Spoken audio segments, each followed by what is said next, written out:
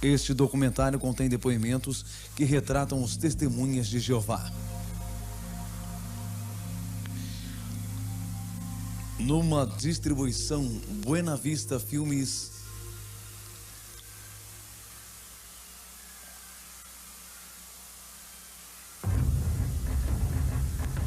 Testemunhas de Jeová, uma organização de falsos profetas.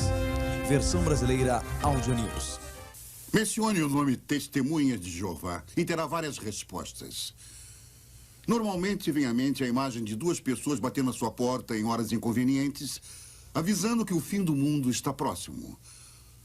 Ou talvez você se lembre de uma história que leu nos jornais ou viu na TV de testemunhas de Jeová recusando transfusões de sangue. Quem são essas pessoas e de onde elas vêm? A Sociedade Torre de Vigia de Bíblias e Tratados, no Brooklyn, Nova York, controla as atividades das testemunhas de Jeová em todo o mundo. Eles publicaram recentemente uma análise de sua história chamada Testemunhas de Jeová, Arautos do Reino de Deus. No início eles dizem que, abre aspas, ninguém conhece a história moderna deles melhor do que eles mesmos, fecha aspas. Vão mais adiante e dizem que apresentarão uma história franca. Joanne Magnani, diretor da Witness Incorporation, é um reconhecido expert em testemunhas de Jeová. Tem esse comentário. Deveríamos esperar, diante das afirmações feitas pela Sociedade Sentinela na introdução desse livro, que apresentarão a verdadeira história da organização. Na página 178, eles afirmam que é preciso honestidade em tudo que fazem. Se basearam em antigos escritos onde é dito que o próprio Jeová é o Deus da verdade. Eles prometeram honestidade neste livro, mas será que cumprem a promessa? Encobrindo a verdade. David Riccaboni é lembrado por seus serviços prestados durante muito tempo à sociedade, imprimindo a revista Sentinela. Aqui ele é visto no filme Sociedade do Novo Mundo em Ação, de 1963. Uma coisa que me impressionava como testemunho de Jeová era a dificuldade em admitir os erros. Eu achava ótimo naquela época. Eu sabia que a sociedade tinha errado no passado, quando marcou datas para o fim do mundo e algumas eu acompanhei as maiores modificações na doutrina. E às vezes me sentia chateado, mas desde criança me diziam que esse era o jeito de Jeová rever a nova vida da organização. Testemunhas de Jeová são frequentemente descritas como um culto, mas de fato negam que sejam um culto em sua publicação oficial, a Sentinela. Em sua opinião, Sr. Magnani, eles são mesmo um culto?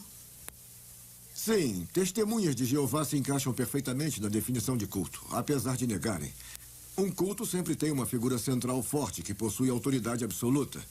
Eles admitem no livro dos Arautos que o culto foi desenvolvido em torno de Charles Taze Russell, seu fundador.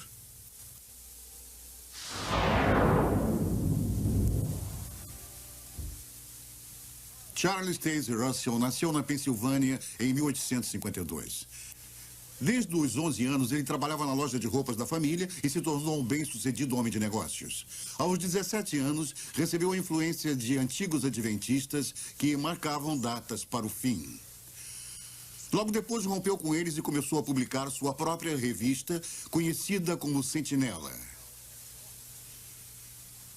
Cresceu rapidamente, mas seus problemas de verdade estavam em casa. Em 1906, depois de várias batalhas conjugais, Russell se divorciou de sua esposa Maria. Em vez de dividir seus bens pessoais com ela, ele transferiu todos para a Sociedade Sentinela de Bíblias e Tratados que ele controlava totalmente. Esse livro menciona a transferência em pé de página, mas não lemos aqui o óbvio. O pastor Russell traiu a sua esposa. O livro menciona repetidas vezes que o pastor Russell não foi apontado como adúltero, mas só porque sua esposa não o acusou de adultério. Em vez disso, ela o acusou de comportamento imoral com uma jovem que morava na casa deles. Era tarde da noite, por volta de 11 horas. Ele colocou o braço em torno dela e a beijou. Isso aconteceu no vestíbulo, antes de entrarem na sala, e ele a chamou de pequena esposa. Mas ela disse, eu não sou sua esposa. E ele disse, eu vou chamá-la de filha. E uma filha tem quase todos os privilégios de uma esposa. E que outros termos foram usados? Então ele disse, sou como uma água viva, vivo flutuando aqui e ali. Toco uma e outra. E se ela retribui, eu a pego para mim. E se não, flutuo até outras. E ela escreveu isso para que eu me lembrasse das palavras exatas quando falasse com ele. E ele confessou que tinha dito aquilo. Então, por que o livro diz que Maria Russell queria notoriedade para ela, quando, na verdade, a corte declarou? Ele mesmo diz que ela é uma mulher de perfeito caráter moral. O seu testemunho é uma forte confirmação das alegações dela. O julgamento descreveu o comportamento dele como tratamento cruel e bárbaro, e mais. Sua conduta para com sua mulher evidencia um egoísmo insistente e autoglorificação que necessariamente tornaria a vida de qualquer mulher sensível e cristã um fardo e faria sua condição intolerável. Eu fiquei surpresa ao descobrir muitas coisas estranhas sobre o pastor Russell quando fiz uma pesquisa independente sobre ele. Aqui, no livro Finished Mystery, ele ensina que os batismos nas igrejas, no início feitos por Paulo, enchiam de fumaça o cérebro dos homens. Ele achava que se os cachorros tivessem uma cabeça igual à cabeça humana, o cachorro pensaria como homem. Deu conselhos de saúde que eram puro lixo. Por exemplo, ensinava que a apendicite era causada por mordidas de verme no cólon. Ele vendia um trigo chamado de milagroso a um preço nada milagroso para seus seguidores. Nenhuma dessas coisas é trazida à tona nesse livro. Não fizeram um trabalho honesto ao retratar seu fundador de modo nenhum. Estamos preparados para documentar que Charles Russell acreditava que ele era o canal de comunicação entre Deus e os homens. Ele até mesmo se autodenominava a boca de Deus. Está acreditado aqui no livro Finished Mystery, escrito após sua morte. Diz que Russell é encarregado do paraíso. Tradução do Novo Mundo? A Bíblia produzida pelas Testemunhas de Jeová, chamada Tradução do Novo Mundo, causou muita controvérsia. O livro dos Arautos afirma que é uma tradução literal que apresenta fielmente o que está nas escrituras originais e que todo o comitê de tradução era de ungidos espíritos cristãos, mas não revelaram seus nomes. Meu último marido, Bill, estava no quartel-general da Sociedade Sentinela trabalhando na tradução do Novo Mundo. O ex-presidente Fred Franz foi o principal responsável por essa tradução. Não era doutor e muito menos erudito em grego. E só tinha cursado 2 anos da universidade. Não havia eruditos. Eu sei porque conhecia todos pessoalmente. A suposta tradução foi escrita para refletir a doutrina pessoal deles. E o livro dos Arautos não diz a verdade quando afirma que essa é uma tradução literal do grego original. O único grego original que conheço é Jorge Ganges, do Comitê Secreto de Tradução. E ele não era erudito, disso eu tenho certeza. Ele mesmo me contou que antes de juntar-se a nós, era cozinheiro em Columbus, em Ohio.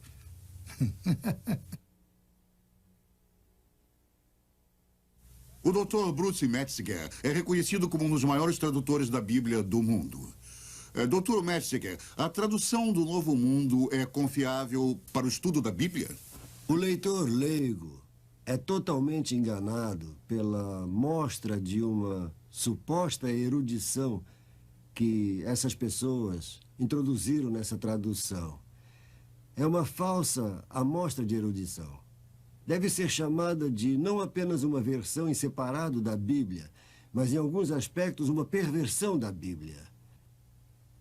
Eles usam a palavra Jeová 237 vezes no texto do Novo Testamento e não aparece nenhuma vez em nenhum dos manuscritos gregos conhecidos. Eu não acho que essa seja uma erudição responsável.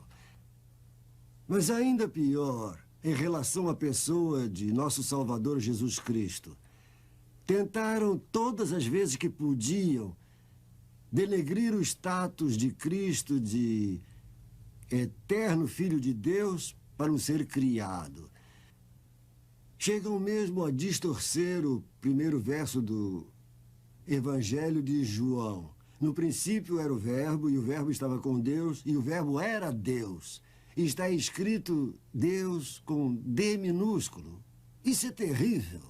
Dr. Metziger, o que acha da afirmação da Sociedade Sentinela de que a Bíblia de Johannes Grebers era uma tradução? Sim, essa tradução, eu anos atrás consegui uma cópia dela porque estava interessado em sua tradução do ponto dos manuscritos gregos que ele tinha usado. Johannes Greber, ou Grieber, era um ex-padre católico. E depois de se casar com uma mulher que se autodenominava médium, ele teve a ideia de que traduziria o Novo Testamento de um jeito mais acurado se tivesse a ajuda de uma médium espírita. Quando a verdadeira fonte de Greber foi exposta por aqueles que estavam fora da sociedade, pararam de se referir a ele como um erudito. O interessante é que há provas de que eles sabiam desse envolvimento por pelo menos 30 anos. Essa atitude deliberada é encontrada em toda a história deles, apesar de nunca haver uma referência a isso no livro dos Arautos. Isso é franco? Isso é honesto? O retorno de Cristo. As modernas testemunhas de Jeová acreditam que a segunda vinda de Cristo data do ano 1914. Invisível. A história desta controversa data vem da década de 1870. O livro dos Arautos afirma que Russell foi avisado de que Cristo voltaria como uma pessoa de espírito glorioso, invisível aos olhos humanos. No início de 1876, ele reconheceu o ano de 1914 como o fim da era cristã. Começaram a dizer aos leitores que, para Russell, o fim da era cristã era outra forma de dizer fim do mundo. Em outras palavras, o que Russell realmente previu foi um duplo erro para o ano de 1914. Eu lhes aviso, meus caros irmãos, vamos nos preparar, porque será o fim da era cristã, será o fim do mundo. Devemos nos preparar. Origens no ocultismo.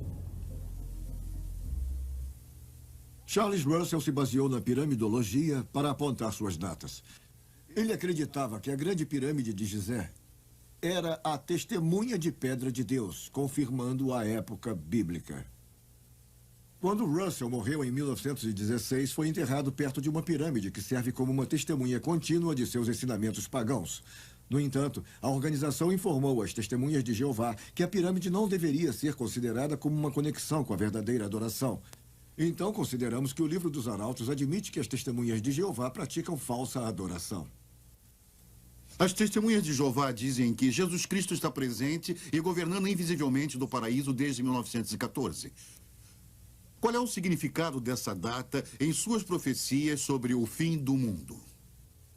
A história mostra que a cronologia de 1914 é falsa, claras origens no ocultismo. Portanto, todas as outras datas baseadas nela também são falsas. O fundador da Sociedade Sentinela, Charles Russell, é um falso profeta. E, portanto, seus sucessores também são falsos profetas. Deuteronômio 18, versículo 22. Vendo extraviado o boi ou ovelha de teu irmão, não te furtarás a eles. Restituí-los-á sem falta a teu irmão. Essas acusações de início no ocultismo são, sem dúvida, chocantes para as modernas testemunhas de Jeová, já que eles negam todas as conexões com o oculto. Há alguma outra prova de envolvimento ocultista, além do estabelecimento de datas erradas devido à piramidologia? Depois da morte de Charles Russell, Joseph Rutherford assumiu o controle da sociedade. Eu estou escrevendo um livro sobre as testemunhas de Jeová e o ocultismo. As testemunhas de Jeová de hoje podem se surpreender ao saber que seu último presidente manteve contato com espíritos. Na verdade, ele afirmou que recebeu instruções do falecido pastor Russell. Chegou mesmo a falar que a organização não estava sob a direção do Espírito Santo, mas sob a direção de espíritos invisíveis. Nenhum desses fatos são trazidos à tona no livro dos Arautos. Isso é franco ou honesto? Esta organização tem mesmo um guia divino, como falam? Ou é baseada no ocultismo? A prova é clara. Ela é. Testemunhas de Jeová. Testemunhas de Jeová é um nome diferente. Anteriormente era chamado Estudantes Associados da Bíblia ou Russellites, assim como uma variedade de outros nomes. Por que a mudança em 1931? Basicamente, a mudança de nome se deveu ao ciúme do juiz Rutherford em relação à influência do falecido Charles Russell. Russell tinha sido muito amado e reverenciado por seus seguidores que acreditavam que ele era o canal de comunicação com Deus e o servo fiel, mesmo na morte. O juiz não suportaria isso por muito tempo. Ele queria uma nova religião com apenas ele no controle. Seguidores fiéis levavam discos de porta em porta, de modo que todos ouvissem o juiz chamar a religião de armadilha e trapaça. De fato, amigos, temos percebido que esta religião é uma grande trapaça. Deste modo, os Russellites tornaram-se as testemunhas. Na verdade, eram testemunhas de Joseph. O juiz foi forçado a trocar o nome. Ele afirmou que foram os anjos que indicaram o nome Testemunhas de Jeová. O juiz agora controlava tudo. Como o ditador das Testemunhas de Jeová, ele permaneceu firmemente no poder até sua morte em 1942. O fim estava aqui. As Testemunhas de Jeová têm uma longa história de datas falsas para o fim do mundo que volta ao século passado. Muitas das modernas Testemunhas de Jeová não conhecem os fatos. Eu era da 4ª geração de Testemunhas de Jeová e conheci o juiz Rutherford pessoalmente quando era criança. Pelos escritos de Charles Russell, os pais dos meus avós e outros antigos seguidores acreditavam que o fim seria aqui em 1914. Tínhamos uma grande biblioteca da Sentinela em nossa casa. Minha família acreditava fielmente que o mundo acabaria no Armagedon, como havia aprendido. Esse livro dos Arautos não é muito confiável. Os fatos reais foram encobertos. A família de minha mãe era estudante internacional da Bíblia, a antiga versão das Testemunhas de Jeová. O ano de 1925 foi apontado como o início do paraíso sobre a Terra. A Sentinela disse: milhões que hoje vivem nunca morrerão. Mandaram que fazendeiros não semeassem mais. Porque meu avô plantou no início de 1925, a família foi expulsa da organização por descrença. Não houve desculpas para a Sociedade Sentinela quando a data 1925 falhou. O paraíso não chegou como sempre fazia a sociedade. Precisava manter o mito. Então construíram uma mansão na Califórnia chamada Bethsarin. Deveria ser uma casa para os príncipes e eles a chamaram de a Casa dos Príncipes. E era para Abraão, Isaac e Jacó. E deveria ser a casa deles quando eles retornassem dos mortos. O que as testemunhas acreditavam que aconteceria a qualquer momento. Mas se foi construída para os príncipes, foi o juiz Rutherford que aproveitou da casa. Enquanto eu participava da organização, fui informada da existência de Bethsarin em 1960. Incluindo o fato de que a sociedade tinha ensinado que os profetas do Velho Testamento voltariam e se identificariam aos líderes da Sentinela. Um mendigo de barba apareceu e tentou reclamar Bethsarin para si, mas foi posto para correr pela sociedade. Meu pai era amigo do juiz Rutherford e me lembro de criança ouvir as pessoas conversando sobre o problema do juiz com bebidas. E não parecia incomodar ninguém. Quando eu cheguei à sede, ouvi as mesmas histórias confirmadas pelos mais velhos de como contrabandeavam o uísque da filial canadense para ele. A Sociedade Sentinela nega que indicasse o fim do mundo no período conhecido como Segunda Guerra Mundial. Eu me lembro do período da Segunda Guerra Mundial como testemunha de Jeová. Fomos levados a crer que não haveria vencedores na Segunda Guerra Mundial, apenas o Armagedon. Eu trabalhava para a organização em tempo integral, até ser preso e mandado para a cadeia por 5 anos. Eu recusei o serviço militar em obediência à religião. Minha esposa e eu fazíamos o melhor para viver de acordo com as normas da sociedade. Desistimos de ter filhos, já que o Armagedon estava tão perto. Agora, não tenho filhos para me amparar no tempo que me resta. Eu queria não ter acreditado na sociedade. O juiz Rutherford morre e o novo presidente Nathan North assume. Eu me lembro de Nathan North muito bem. Eu estive no quartel-general durante 4 anos enquanto ele foi presidente. Charles Taze Russell foi responsável pelas falsas profecias de 1872 e 1914.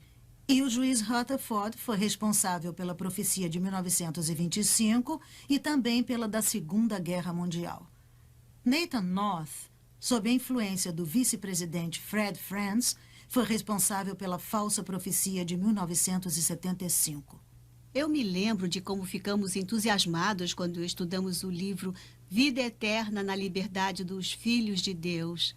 E aprendemos que 1975 marcaria o fim de 6.000 anos da história dos homens a partir da data da criação de Adão. Significava que o Armagedon seria em 1975 e os últimos 1000 anos dos milênios de Cristo começariam. Todos começamos a nos dedicar mais. Don Nelson foi graduado em 1956. Foi treinado para o Serviço Missionário Mundial. Ele aparece no livro Arautos, na página 525. Eu lembro com muita tristeza os dias na organização e como eu e minha esposa nos sentíamos sortudos. O jeito que o representante da organização chegava nos lugares e dizia, e isso quase sussurrando ao microfone: somente 37 meses para o Armagedon, irmãos. E depois, em sucessivas viagens, somente 24 meses para o Armagedon, irmãos. E somente 12 meses para o Armagedon, irmãos. Felizmente, minha esposa e eu deixamos a Sociedade Sentinela em 1974, que era o ano anterior ao Armagedon, que deveria abalar e demolir o mundo. Então, não sabemos como eles lidaram com somente 1 mês para o Armagedon, irmãos. Ou somente 1 mês para depois do Armagedon. Isso porque, nessa época, tínhamos descoberto uma mentira na cronologia da organização e vimos o que era realmente.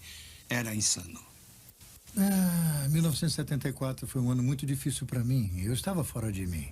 Eu tinha que tomar uma decisão crítica, porque a minha esposa precisava se submeter a uma cirurgia e o médico disse que ela precisava de uma transfusão. E eu tinha que tomar a decisão. Os irmãos me aconselharam a tomar a decisão certa para agradar a Jeová, porque, afinal de contas, estávamos a 1 ano do Armagedon e, mesmo que ela morresse, seria salva logo em seguida. Não pode imaginar o medo. Eu tive tanto medo. Eu estava apavorada. Estava perto da morte, estava em um hospital. E irmãos e irmãs diziam para que me entregasse a Jeová e que não aceitasse a transfusão de sangue. Se eu aceitasse a transfusão, eu morreria no Armagedon. Se não aceitasse e morresse, eu seria salva. O grande júbilo estava chegando. Era 1974 e 1975 estava à nossa porta. E se me mantivesse fiel a Jeová, eu seria salva. Esse foi o conforto que me deram. Há alguns anos antes de 1975, os mais velhos me convenceram a vender minha coleção de selos que estava em minha família há 3 gerações. E eu calculo que deveria valer hoje mais de $1 milhão. Quando a data 1975 falhou, percebi que estavam errados e logo deixei a organização. Eu me lembro de como ficávamos presos a nossos assentos no fim da década de 60.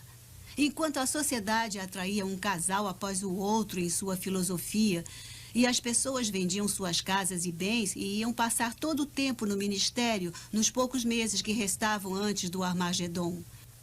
Alguns se livraram de suas casas, alguns esvaziaram suas contas no banco. Minha família e eu vendemos nossa casa e nos mudamos para onde a organização indicou. Assim poderíamos ouvir a mensagem da sociedade antes de 1975. Em 1973, eu fundei uma companhia chamada Dreamline, na qual cheguei a empregar 1.500 testemunhas de Jeová em 100 pequenas distribuidoras. Muitas delas me procuravam, queriam me convencer a passar o negócio adiante e que me juntasse a eles. Afinal, 75 estava chegando. E 75 chegou mais perto e alguns me criticavam e chegavam mesmo a me chamar de Segundo Pedro. Eu dizia que quando a Sociedade Sentinela parar de crescer, eu paro de crescer. E, claro, aqui estamos muitos anos depois. Eu me lembro da agitação que tomou conta de nós, testemunhas de Jeová, na Assembleia, quando anunciaram que os estudos da Bíblia não deveriam durar mais de 6 meses, já que 1975 se aproximava rapidamente. Um irmão conduziu 16 estudos da Bíblia, mas ao final de 6 meses não tinha concluído nenhum. A liderança da organização disse para que não nos perturbássemos se nossos estudos da Bíblia falhassem. Disseram, essas pessoas tiveram sua chance e não merecem viver na nova ordem de Jeová, se não conseguiram decidir em 6 meses se querem ser testemunhas de Jeová. Mandavam-nos sair e procurar por outros, rapidamente. 1975 veio e se foi sem o Armagedon e sem o tão falado final do milênio do reino de Cristo. Todos seriam destruídos, a não ser que fossem testemunhas de Jeová. Como a Sociedade Sentinela lidou com esse embaraço? Como de costume, a sociedade culpou seus membros pela falha da profecia, como fizeram no passado. O presidente Nathan North não interferiu quando o vice-presidente Fred Franz tentou encobrir a falha. Ele começou negando. Franz admitiu algum desapontamento por um lado, mas por outro se recusou a admitir sua culpa em marcar a data. Ele disse que não tinha sido específico, mas foi. Afirmou que não tinha dito que o Armagedon seria em 1975. Disse que poderia ser. Mas quem frequentava as assembleias sabia do contrário. Muito mais foi dito do que foi escrito. Então, 1975 foi um grande desapontamento. Quando Nathan North morreu em 1977, Fred Franz tornou-se presidente da sociedade. Mas ele continuou negando sua responsabilidade pela falha de 1975? Fred Franz continuou negando sua responsabilidade por 1975. Eu consegui conversar com Fred Franz numa entrevista pelo telefone. Falei para ele que as negativas dele tinham vida curta. Afinal, ele tinha sido bastante específico sobre 1975 nas publicações e li para ele algumas frases. Disse para ele que foi por isso que muitas testemunhas de Jeová largaram tudo por 1975. Foi Franz que os forçou a acreditar que em 75 tudo acabaria. Ele se perdeu em suas palavras. Suas antigas afirmações o condenavam. Ele era um falso profeta. E eu disse isso a ele. Temos certeza de que muitos fatos históricos foram desvirtuados ou omitidos no livro Arautos. Ainda em suas páginas, nós achamos confissões potencialmente condenáveis se nós procurarmos. Na página 641, ainda achamos uma alegação, apesar de mudarem sua doutrina continuamente da falsa profecia, que diz que as testemunhas de Jeová estão avançando na luz da verdade. Precisamos perguntar, para eles, o que é esta luz? Juízo Final, 1999. Mesmo depois da última falsa profecia, eles não resistiram a continuar marcando datas para o fim do mundo. Continuam dizendo que 1914 foi o ponto de partida para a última geração, e várias referências em suas publicações apontam agora o ano 2000. Isso pode tornar a última geração bastante longa. De 1914 a 2000, um total de 86 anos. O tempo é o inimigo dos falsos profetas. E logo vão precisar da luz de 1974. Eu tenho acompanhado a história da Sociedade Sentinela por toda a minha vida, tanto dentro quanto fora da organização. E acho que Isaías 8:20 aplica-se a ela. Se eles não falarem desta maneira, jamais verão a luz. O livro Arautos fala muito das lideranças humanas sobre as testemunhas de Jeová e de como esse método de autoridade tem continuidade depois da morte de cada presidente. mas fazem falsas declarações sobre como as testemunhas de Jeová encaram esses líderes.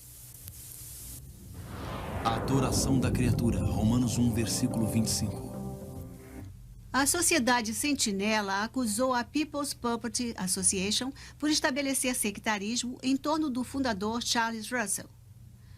As modernas testemunhas de Jeová talvez se surpreendam em saber que People's Puppet Association foi o primeiro nome da Sociedade Sentinela no Brooklyn, Nova York. Foram eles que publicaram que Charles Russell era a criatura que Deus escolheu sobre todas as outras. Os primeiros seguidores de Russell deram a ele o status e a honra de criatura de adoração. As modernas testemunhas de Jeová devem checar por si mesmas e não engolir cegamente tudo que consta da literatura da Sentinela. São muitas enganações deliberadas.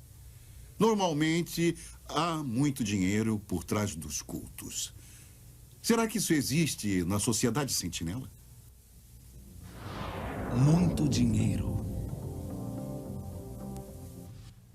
Só precisamos olhar para as propriedades compradas pela Sociedade Sentinela no Brooklyn, Nova York e regiões vizinhas. São algumas das regiões mais valorizadas do mundo. E eles tiveram dinheiro para comprá-las.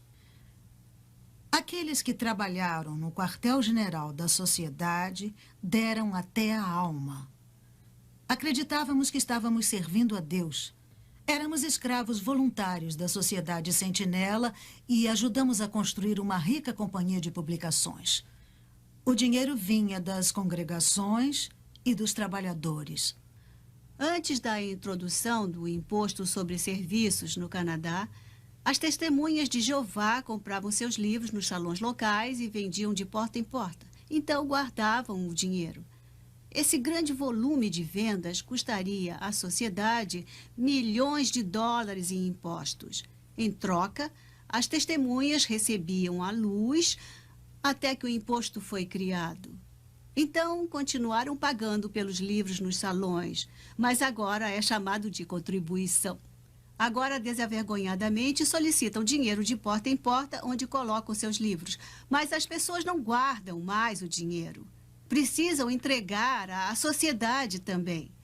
Como a Sociedade Sentinela é inteligente, recebe agora 2 vezes pelos mesmos livros e está enriquecendo cada vez mais. A Sociedade Sentinela também foi atrás de contribuições em todos os Estados Unidos e outros países para recolher mais dinheiro livre de impostos. Chegaram ao ponto de registrar um documento apoiando Jimmy Swaggart, quando este se envolveu em um grande escândalo que também envolvia contribuições. Tudo sem impostos. Interessante é que apoiaram quem chamavam de diabo. E que tenham feito isso só por causa dos impostos. O método atual de contribuição é uma afronta à sociedade. Frequentemente, a organização não se contenta apenas com as doações recebidas. Eu me envolvi em muitos casos em que a sociedade mostra sua face inescrupulosa. Pedem dinheiro aos velhos e aos doentes e àqueles que se deixam convencer facilmente e que acreditam que dando seu dinheiro para a Sociedade Sentinela estarão se ajudando a obter a vida eterna. Isso, na minha opinião, é um terrível abuso em nome da religião. E conhecereis a verdade vos libertará. João 8:32. Eu não tinha razões para duvidar de meus amados pais que me criaram dentro da sociedade. Apesar de ser uma boa estudante, larguei o colégio e fui para o quartel-general da Sentinela. Lá conheci Bill. Nós dividimos muitas perguntas e preocupações sobre a organização durante nosso namoro. Questionávamos principalmente o assunto do sangue. Acabamos deixando o quartel-general para nos casarmos e nos mudamos para a fazenda do meu pai. Éramos muito felizes até que alguém contou sobre nossas dúvidas em relação às transfusões. Fomos postos de lado pelos nossos amigos, fomos abandonados por nossas famílias, fomos deserdados e, sem treinamento profissional, tivemos que começar tudo de novo. Pesquisamos sobre a organização e provamos que eram falsos profetas e pregavam uma doutrina errada. Vimos que colocamos a organização no lugar em que Cristo devia estar. Aceitamos o Senhor Jesus Cristo, não qualquer organização, e temos estado muito felizes desde então. Bill está agora na casa do Senhor e eu continuo ministrando a sua santa palavra. Apesar de minha família ainda me discriminar, eu oro para que algum dia eles abandonem a organização pela fé em Jesus Cristo. Fui convertida a Testemunhas de Jeová quando tinha 18 anos e procurava por Deus. Larguei a universidade para me dedicar inteiramente a essa organização. Eu estou envergonhada por ter dado o controle de minha vida à organização. Quase morri ao recusar uma transfusão de sangue. Deixei os mais velhos tomarem decisões por mim. Durante uma assembleia em 1972, um tio cristão pediu imediatamente à sua igreja para orar pela minha libertação das Testemunhas de Jeová. Enquanto oravam, a fé cristã tomou conta de mim e eu finalmente comecei a questionar a doutrina, especialmente quando falava de Jesus Cristo e dos seus arcanjos. Levei minhas dúvidas aos mais velhos e descobri que não podia fazer perguntas difíceis e não havia um jeito honroso de sair daquela organização.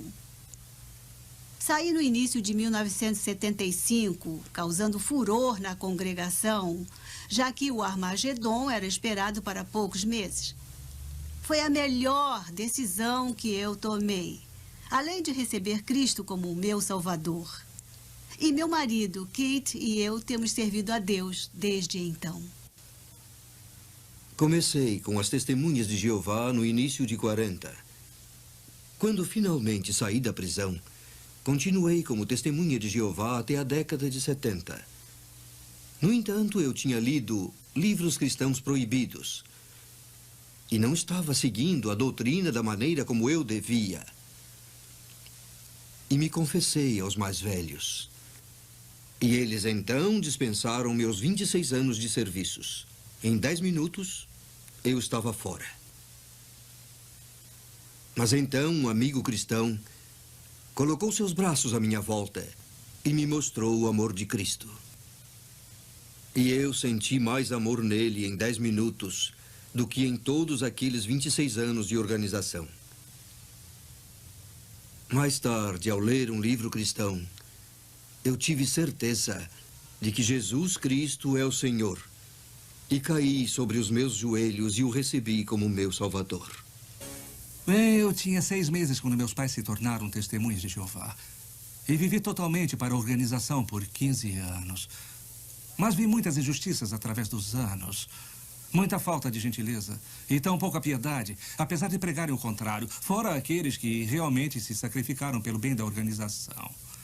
Finalmente, depois de destruírem minha família, comecei a investigar a organização Sentinela e a ler a Bíblia.